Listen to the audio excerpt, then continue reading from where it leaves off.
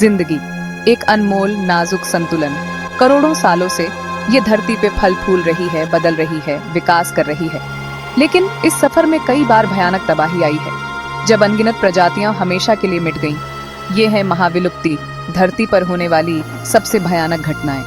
कल्पना करो एक ऐसी दुनिया की जो अंधेरे में डूबी हुई है।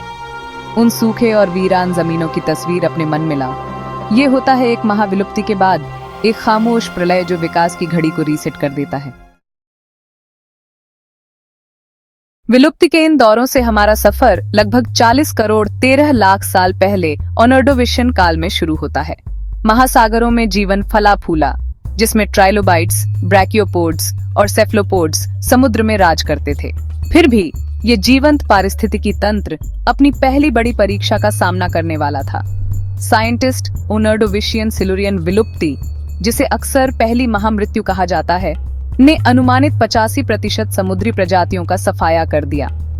इस विलुप्ति का सही कारण अभी भी बहस का विषय है, लेकिन वैज्ञानिकों का मानना है कि जलवायु परिवर्तन, ज्वालामुखी गतिविधि और संभवतः एक दूर के सुपरनोवा से गामा किरणों का फटना जैसे कारकों के मेल ने इस वैश्विक तबाही में योगदान दिया होगा। ट्राइलोबाइट्स, वे प्रतिष्ठित बख्तरबंद आर्थ्रोपोड्स जो लाखों वर्षों तक जीवित रहे थे, अनगिनत अन्य समुद्री जीवों के साथ नष्ट हो गए थे। एक समय में फैली हुई चट्टानें जो अब विलुप्त हो चुकी मूंगे की प्रजातियों द्वारा बनाई गई थीं, नष्ट हो गईं, जिससे जीवाश्म कंकालों का एक खामोश कब्रिस्तान पीछे रह गया। ऑर्डोविशियन सिल्यूरियन विलुप्ति से जीवन फिर से उभरा, लेकिन ग्रह अपनी परीक्षाओं से बहुत दूर था। लगभग 37.5 करोड़ साल पहले देर से डेवोनियन काल के दौरान विलुप्ति की एक और लहर दुनिया भर में फैल गई। ऑर्डोविशियन सिल्यूरियन घटना के अचानक विनाश के विपरीत लेट डेवोनियन विलुप्ति लाखों वर्षों में फैली।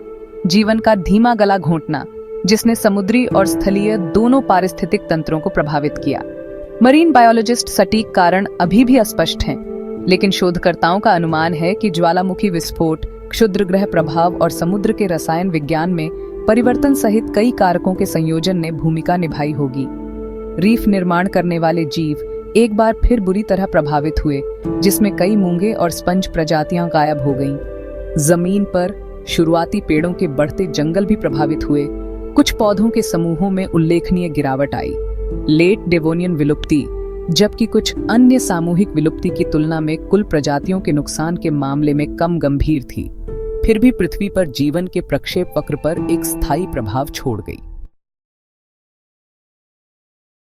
पृथ्वी के इतिहास में अब तक की सबसे भयानक सामूहिक विलुप्ति लगभग 25 करोड़ 20 लाख साल पहले हुई थी, जो पर्मियन काल के अंत और ट्राइसिक की शुरुआत का प्रतीक है। पैलियोंटोलॉजिस्ट पर्मियन ट्राइसिक विलुप्ति, जिसे अक्सर ग्रेट डाइंग कहा जाता है, अकल्पनीय पैमाने पर एक प्रलय था, जिसने सभी समुद्री प्रजातियों का अनुमानित 96% और 70% स्थलीय कशेरुकी जीवों का सफाया कर दिया। यह विलुप्ति घटना विनाशकारी घटनाओं के एकदम सही तूफान से प्रेरित थी। साइबेरिया में बड़े पैमाने पर ज्वालामुखी विस्फोटों ने वातावरण में भारी मात्रा में ग्रीनहाउस गैसें छोड़ी, जिससे वैश्विक तापमान में तेजी से वृद्धि हुई। महासागर अम्लीय और ऑक्सीजन रहित हो गए और विशाल मृत क्षेत्रों में बदल गए। जमीन पर भीषण गर्मी और व्यापक जंगल की आग ने पारिस्थितिक तंत्रों को नया रूप दिया, जिससे अनगिनत प्रजातियां विलुप्त हो गईं। विशाल कीड़ों से जो कभी आकाश पर राज करते थे, उन विचित्र सरीसृप प्राणियों तक जो जमीन पर घूमते थे, पर्मियन ट्राइसिक विलुप्ति एक युग के अंत का प्रतीक थी। लगभग 21 करोड़ साल पहले एक और सामूहिक विलुप्ति घटना ने ग्रह को हिला दिया, जिससे सभी प्रजातियों का अनुमानित 80% सफाया हो गया। साइंटिस्ट ट्राइसिक जुरासिक विलुप्ति संभवतः कई कारकों के संयोजन से शुरू हुई थी, जिसमें बड़े पैमाने पर ज्वालामुखी विस्फोट, क्षुद्र ग्रह प्रभाव और जलवायु परिवर्तन शामिल हैं। विस्फोटों ने भारी मात्रा में ग्रीन हाउस गैसों को छोड़ा, जिससे तेजी से ग्लोबल वार्मिंग और महासागर अम्लीकरण हुआ। साइंटिस्ट इस विलुप्ति घटना का डायनासोर के विकास के क्रम पर गहरा प्रभाव पड़ा। जबकि कई डायनासोर समूह नष्ट हो गए, अन्य जीवित रहे और इसके बाद फले फूले। उनके प्रतिस्पर्धियों के विलुप्त होने का मार्ग प्रशस्त हुआ विशाल सौरोपोड्स और थेरोपोड्स के उदय के लिए, जो जुरासिक और क्रिटेशियस काल में हावी होंगे। युकाटन प्रायद्वीप में एक विशाल क्षुद्र ग्रह प्रभाव से उत्पन्न इस विनाशकारी घटना ने पृथ्वी पर सभी पौधों और जानवरों की प्रजातियों का अनुमानित 76% सफाया कर दिया। पैलियोंटोलॉजिस्ट प्रभाव ने अकल्पनीय तबाही मचाई। सुनामी, जंगल की आग और भूकंप पैदा हुए, जिन्होंने ग्रह को तबाह कर दिया।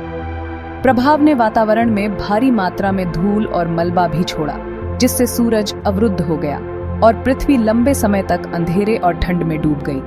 पैलियोंटोलॉजिस्ट डायनासोर अपने लंबे शासन और पारिस्थितिक प्रभुत्व के बावजूद इस वैश्विक तबाही का सामना करने में असमर्थ थे।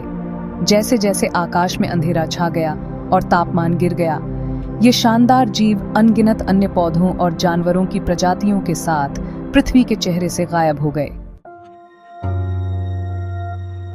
क्षुद्र ग्रहों के टकराव से पीछे छूटे हुए गड्ढे, जैसे कि मेक्सिको में चिकसुलप गड्ढा, पिछले विनाश के खामोश प्रहरी के रूप में खड़े हैं। दुनिया भर में पाए जाने वाले विशाल जीवाश्म भंडार, जिसमें अनगिनत विलुप्त प्रजातियों के ऑनकमेनेले अवशेष हैं, उस अविश्वसनीय जैव विविधता की एक झलक पेश करते हैं जो कभी अस्तित्व में थी और इन विलुप्ति की घटनाओं के दौरान हुई गंभीर क्षति।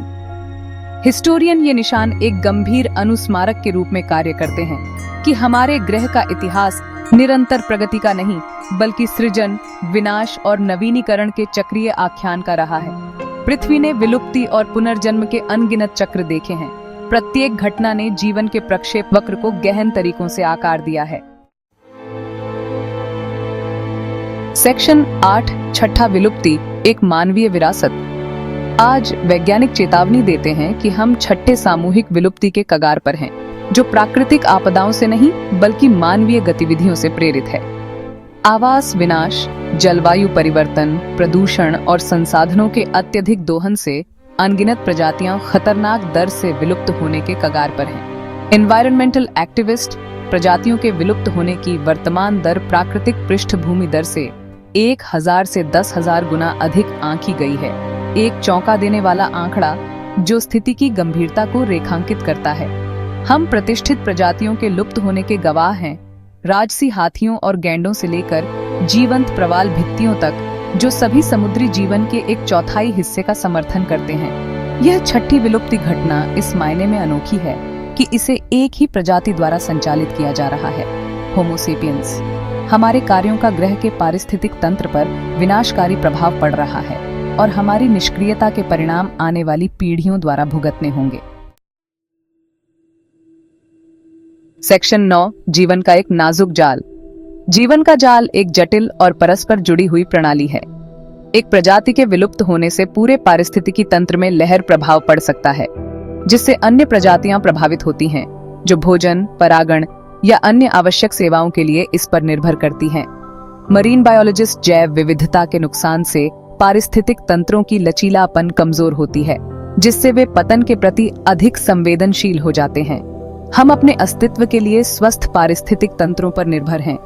वे हमें स्वच्छ हवा और पानी, भोजन, दवा और अनगिनत अन्य आवश्यक सेवाएं प्रदान करते हैं।